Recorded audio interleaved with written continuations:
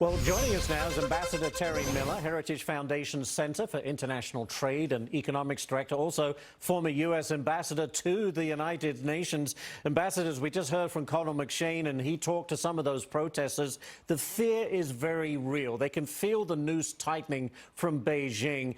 And these protests, we had 1 million on the street just the other day, feels very much like a last stand. Would you agree?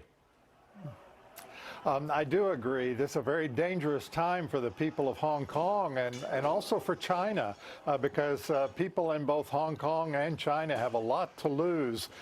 If the special nature of this city of Hong Kong is destroyed and if the slow slide they've been on towards greater control from Beijing is allowed to continue or even accelerate as it seems to be doing. Yeah, and you know, you mentioned that the economic freedom is at risk, the basic democracy of Hong Kong is at risk. My question is, how does Beijing react to this? We've seen the soldiers out there and the police officers trying to keep these protesters at bay.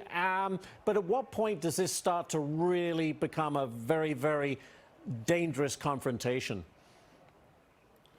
Well, I think if China intervened more directly, either with its military troops that are based in Hong Kong or through some sort of greater political crackdown coming from Beijing, that would be extremely dangerous, and the situation could get out of control very fast.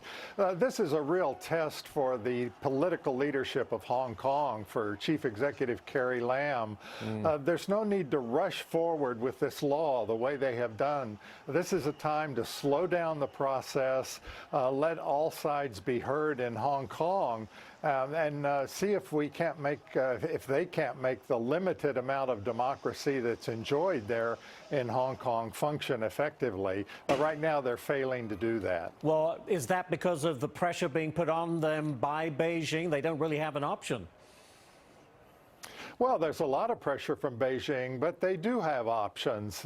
The transition period is a full 50 years. We're only 20 years into that at this point.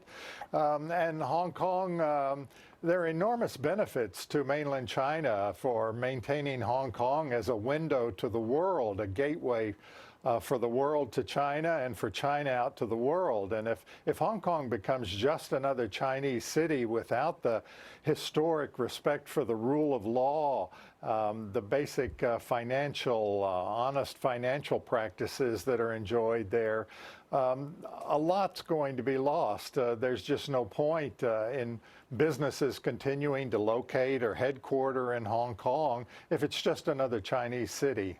And also, this is not good for Chinese Premier Xi, because he's trying to get a deal done with the United States, and behind him, looking over his shoulder, he does not have unity backing him up. He's got to deal with this. That must be a distraction as he's trying to get this trade deal sorted out.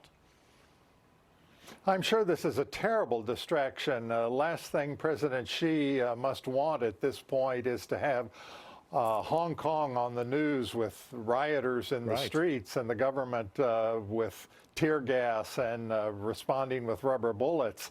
That's not the kind of China that they want to present to the world. And Hong Kong has traditionally been China's best face forward. Now that's starting to crumble. Right. So we'll follow it very carefully. It's going to be very interesting to see how this plays out. Ambassador Terry Miller, thank you so much for joining us today.